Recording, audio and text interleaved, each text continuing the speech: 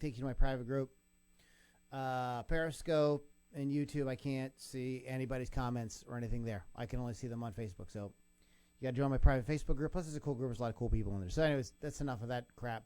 And I forgot to put in the description. I'll have to go back and add it.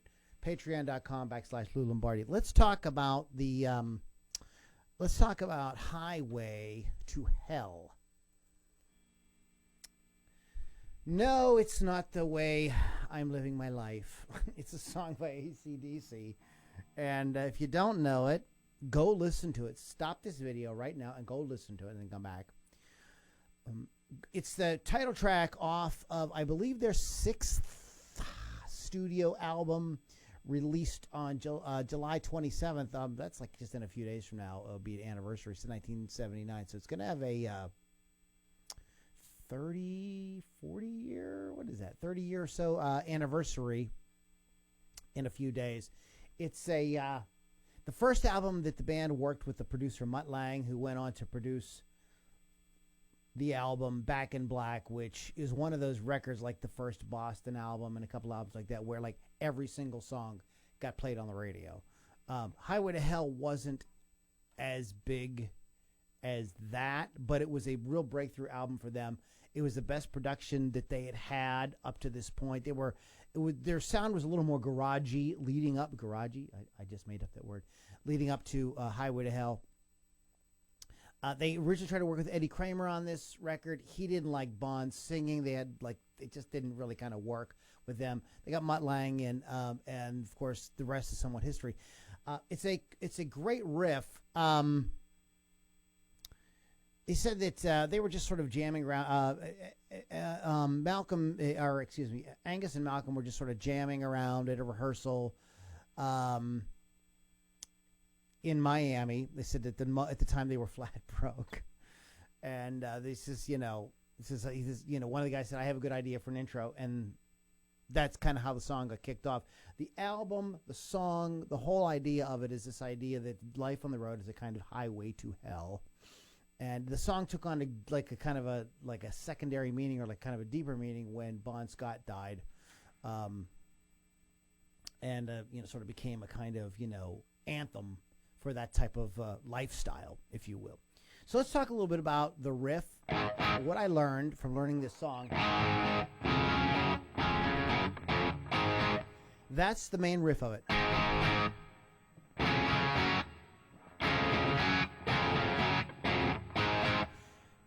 It is wrongly played very often like this. Excuse me, I'll do it again. I can't play it the wrong way.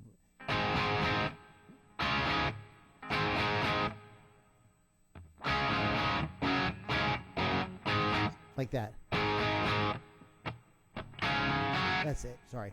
It's wrongly played like this very often. It is D to G, but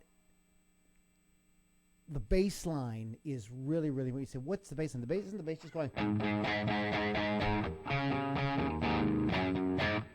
No, that's what I'm talking about. What I'm talking about is the actual voicings that that Angus and or Malcolm, depending on who's playing what, make with the actual chords they're using. They actually spell out a bass line. And if you take out the chords and you just play the bass notes, what you have is this.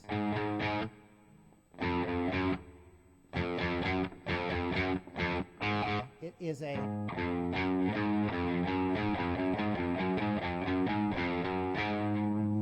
is a bass line, kind of a sort of walk down from D to F sharp to G. I mean A to F sharp. I can't talk tonight. A to F sharp. And that is that, but that's spelled out with chords. And it has what I believe is one of the most important chords in rock in the song. So this song is a great way to kind of learn what this chord is. And that is this D over F sharp chord.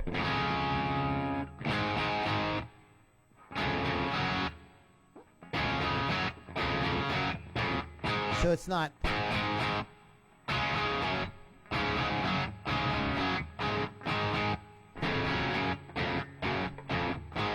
And it creates that...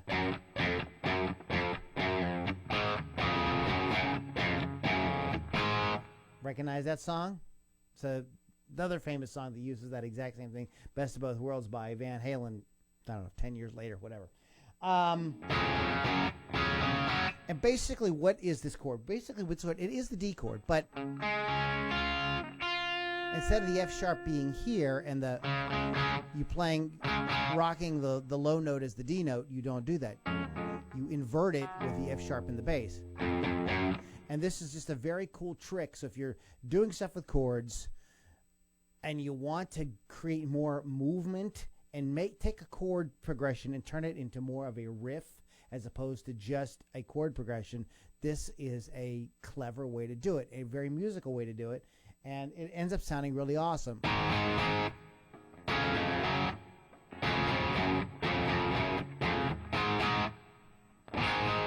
And that's a great riff. And then when Phil Rudd comes in with those drums, it just locks the whole thing in and just really drives it. So it's nothing fancy. I mean, when I said this is a clever thing, I'm not saying that this is Rush or anything like that. But this is a very heavily used chord in a lot of rock tunes. There's tons of tunes. It's in Dust in the Wind.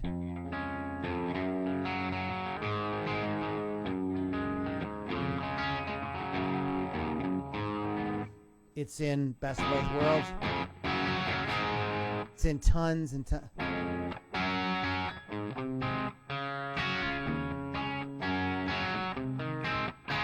Tons and tons of stuff. Very cool chord. If you do not know D over F sharp, learn it.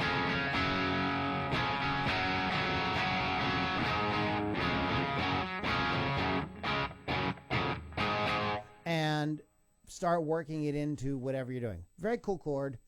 And makes the song rock in a little different way. Makes it more musical, because it could easily be.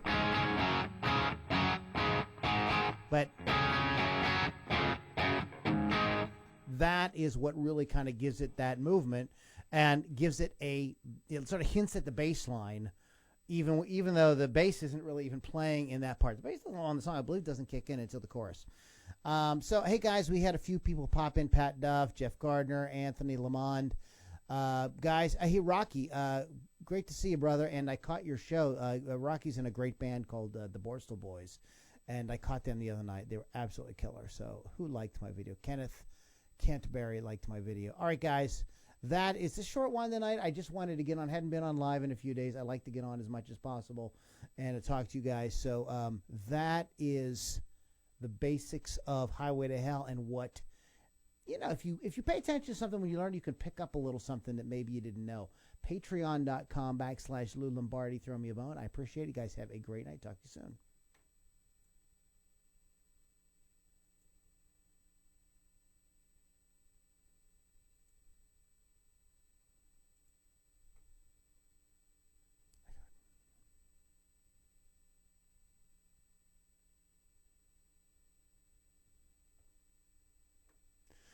All right. Good night, YouTube.